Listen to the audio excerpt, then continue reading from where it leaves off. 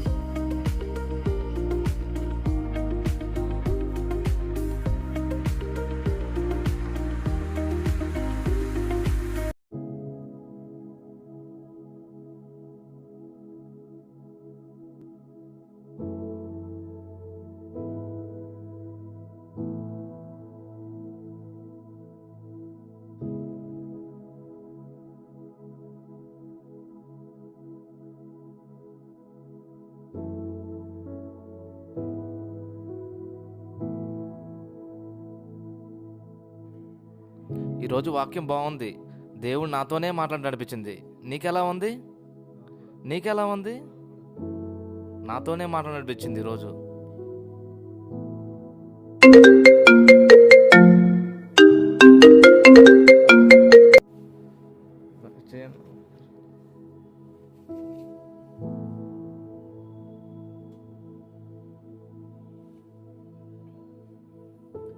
Rayesh brother కొంచెం బయటికి వెళ్ళే పని ఉంది, బైబిల్ తీసుకుంటారా?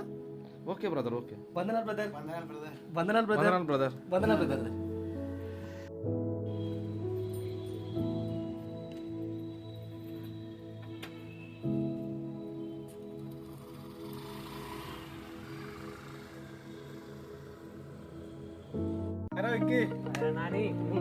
ఏంద్రా మరి పార్టీ అన్నాడు వాడు ఇంకా రాలేదు. ఫోన్ చేశాను రాలేదు. అవును కాడా పార్టీ అన్నాడు, దామేమన్నాడు. ఓకే అరే అర్థం రామన్నాడు. శ్రావణ్ మరి ఎదురా పార్టీ ఫోన్ చేసిండ్రా వాడు వస్తున్నాడు. ఒకసారి రాయేష్ టింగు గాని ఫోన్ చేయి. ఇగాడా కట్టుకొని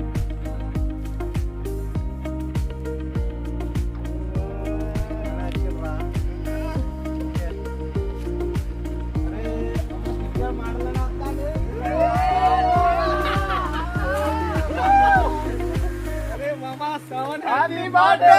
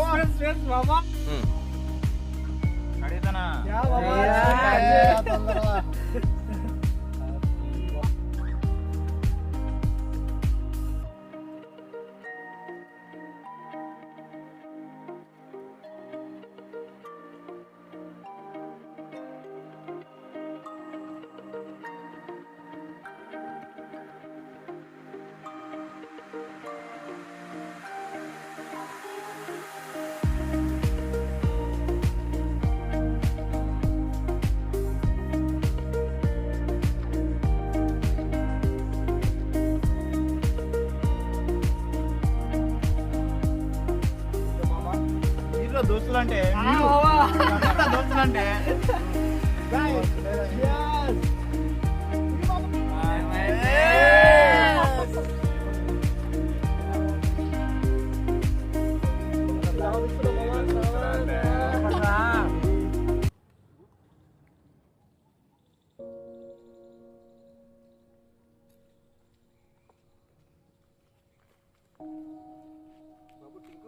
ఏంటమ్మా ముందు చదువుతున్నావేంటి? ప్రతి ఆదివారం చర్చికి వస్తావు నాతో. ఏదో ఒక్క మంది రాకూడదు అంటారు.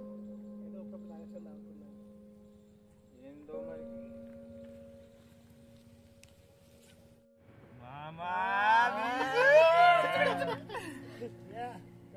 Thank you for this party.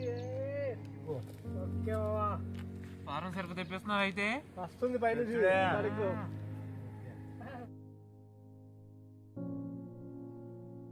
Tinku ఏంటబ్బా?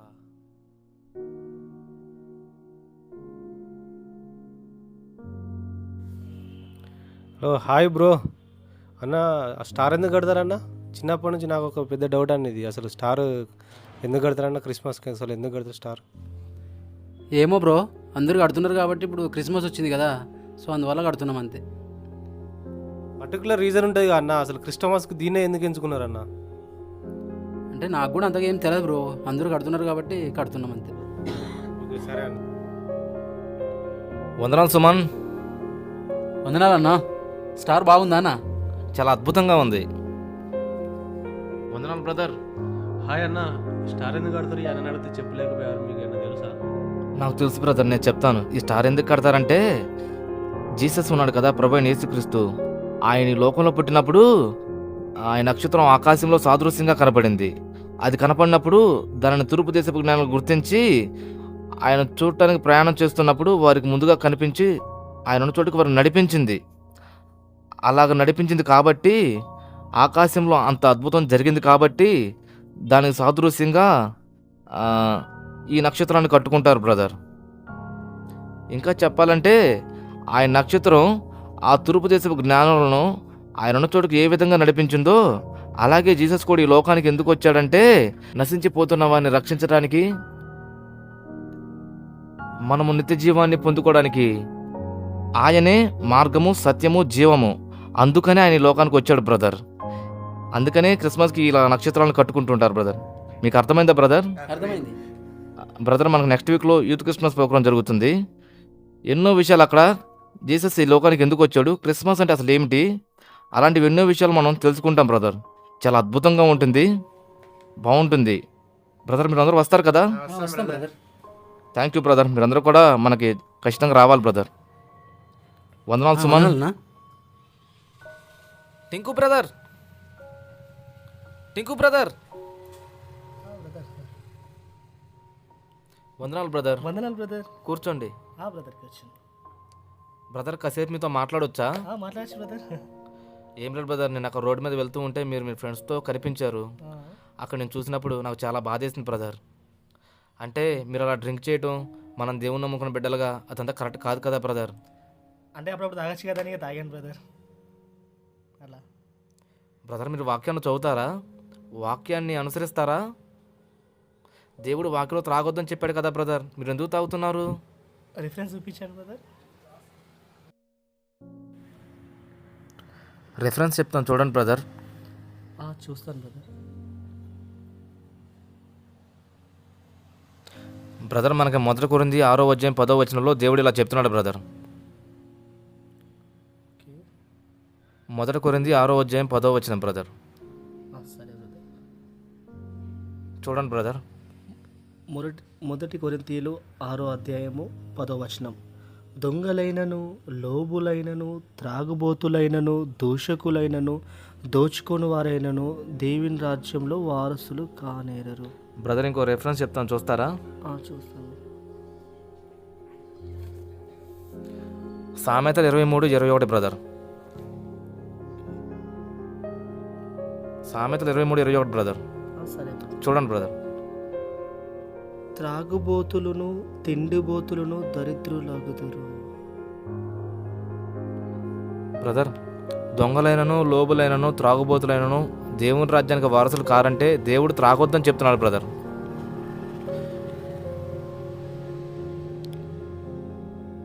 బ్రదర్, ఇదంతా కరెక్ట్ కాదు బ్రదర్. మనకి వీటన్నిటిని మనం విడిచిపెట్టాలి. మీరే కాదు బ్రదర్, ఈ రోజుల్లో చాలామంది నామకార్థపు క్రైస్తవులుగానే ఉన్నారు బ్రదర్. మన క్రిస్మస్ పండుగ దగ్గరకు వస్తుంది కదా, ఎంతోమంది నామకార్థపు క్రైస్తవులు క్రిస్మస్ పండుగకు బాగా తినాలి, త్రాగాలి, తిరగాలి అని వారు సొంత ఇచ్చలు నెరవేర్చుకుంటున్నారు బ్రదర్. ఇదంతా కరెక్ట్ కాదు బ్రదర్. వీటన్నిటిని మనం విడిచిపెట్టాలి బ్రదర్. మనకు నెక్స్ట్ వీక్లో యూత్ క్రిస్మస్ ప్రోగ్రాం జరుగుతుంది బ్రదర్. అక్కడ క్రిస్మస్ అంటే ఏమిటి, దేవుడి లోకానికి ఎందుకు వచ్చాడు, మనం ఏ స్థితిలో ఉన్నాము అనేటువంటి ఎన్నో విషయాలు మనం అక్కడ తెలుసుకోవచ్చు బ్రదర్. మీరు వస్తారు కదా? తప్పకుండా సార్ బ్రదర్. మీతో పాటు మీ ఫ్రెండ్స్ కూడా ఉన్నారు కదా బ్రదర్ అక్కడ, వారందరిని కూడా తీసుకొని రావాలి బ్రదర్. సరే బ్రదర్, తప్పకుండా తీసుకొని వస్తా బ్రదర్. థ్యాంక్ యూ, వందనాలు. ఓకే బ్రదర్, వందనాలు. Okay brother, okay. ప్రేయర్లో ఉంచాను బ్రదర్. ఓకే బ్రదర్, వందనాలు. వందనాలు. బాయ్. Bye brother.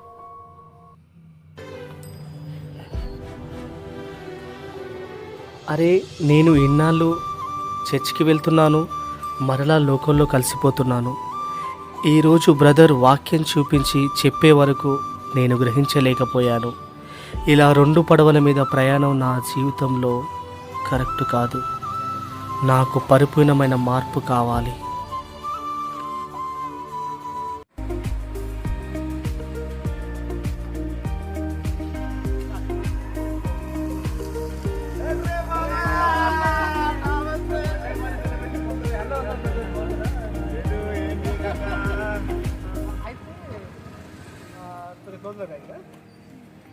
నాకెందుకో అనిపిస్తుంది, ఆ బ్రదర్ చెప్పాడు కదా, ఒకసారి చర్చికి వెళ్తే మన జీవిత విధానం ఏంటో తెలుస్తుంది, సరైన విధానం ఏంటో తెలుస్తుంది కదా. సో మనం వెళ్దామా?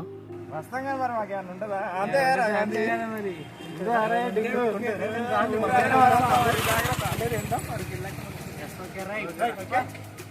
ఫాలో అవుతాం.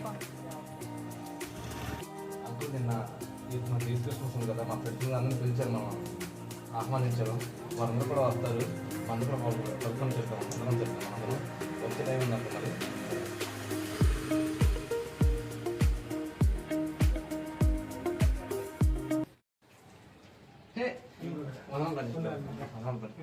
మా పెద్ద మా సంఘ పెద్ద మా చర్చి నేడు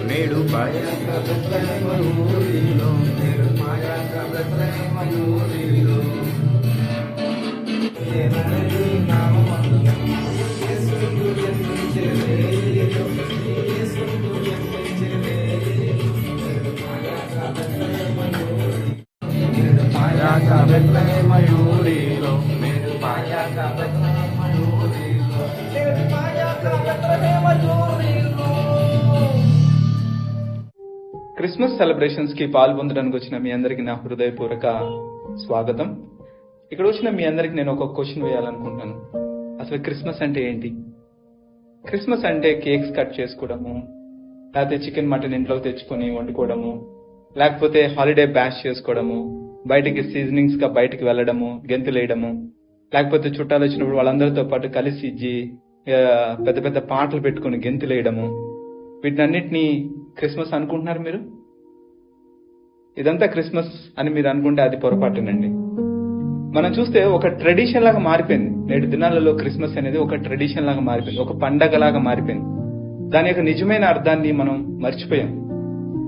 అసలు పండగ కంటే, అన్నిటికంటే, కేక్స్ కంటే, క్రిస్మస్ ట్రీ కంటే ఒక గొప్ప ఎక్స్ట్రాడినరీ థింగ్ మన చరిత్రలో చోటు చేసుకుంది. అదే క్రిస్మస్ అంటే. అదేందో చెప్పమంటారా మీకు? అదే యేసు క్రీస్తు వారి యొక్క పుట్టుక. దాన్ని మనం మర్చిపోయాం. మనం చూస్తే గనక ఇవాళ దినాలలో ఈ లోకమంతా చీకట్లో ఉందన్నమాట. మీరు, నేను అందరం కూడా చీకట్లోనే ఉన్నాం.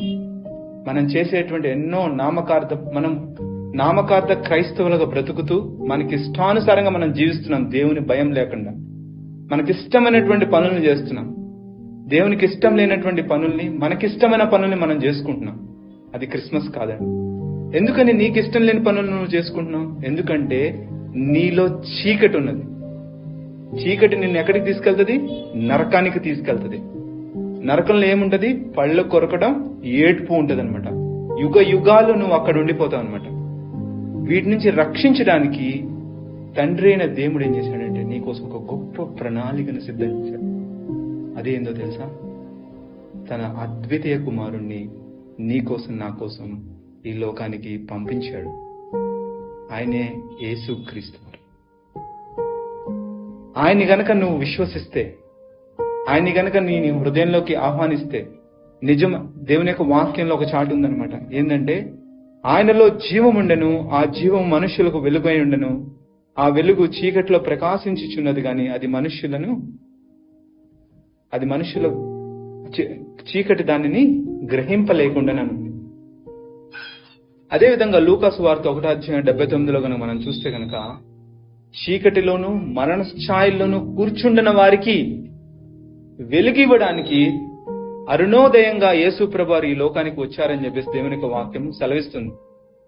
చీకటిలోను మరణ ఛాయల్లో ఉన్నటువంటి నీకు ఒక హోప్ తండ్రి అయిన దేవుడు ఇస్తున్నాడు. ఎట్లా ఇస్తున్నాడంటే ఈ క్రిస్మస్ దినాన ఒక గొప్ప కానుకగా తన కుమారుణ్ణే నీకోసం, నా కోసం ఇచ్చేశాడండి. ఆ కానుక నీకు కావాలా? ఏం చేయాల్సిన అవసరం లేదు. ప్రభా, నేను నామకార్థ జీవితాన్ని జీవించాను, నా జీవితంలో ఎన్నో పాపాలు చేశాను, వాటిని అన్నిటిని విడి చేస్తున్నాను. తండ్రి, నా హృదయంలోనికి రా. ఆ యేసయ్య ఆ గొప్ప వెలుగు, శాంతి, సమాధానాన్ని నా హృదయంలోకి తీసుకురా.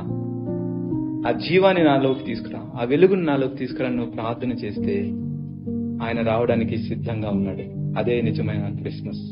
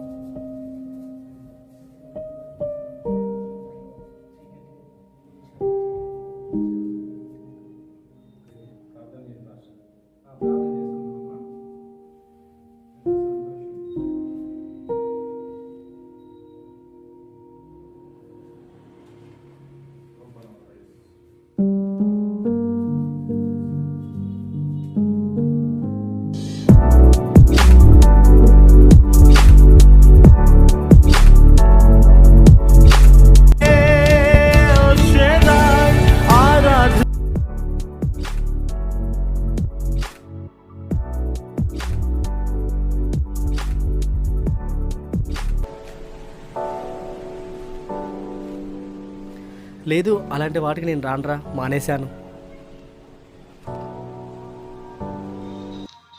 బ్రదర్, మీ ఫ్రెండ్ ఫోన్ చేసి అక్కడ ఒక పార్టీకి రమ్మంటున్నట్టున్నాడు, వెళ్ళొచ్చు కదా? లేదు బ్రదర్, ఒకప్పుడు ఇదంతా కరెక్ట్ అనుకున్నాను. మీరు నాతో మాట్లాడిన తర్వాత వాక్యాన్ని చదివాను బ్రదర్, విని గ్రహించాను. ఇంతకుముందు పరిపూర్ణంగా లేను బ్రదర్, ఇప్పటి నుండి పరిపూర్ణంగా ఉండాలనుకుంటున్నాను.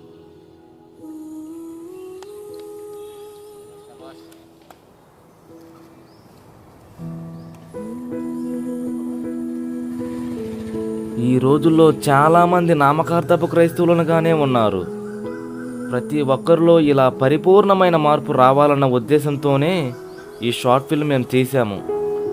ఈ షార్ట్ ఫిల్మ్ చూస్తున్న మీ అందరికీ వందనాలు తెలియజేస్తున్నాము.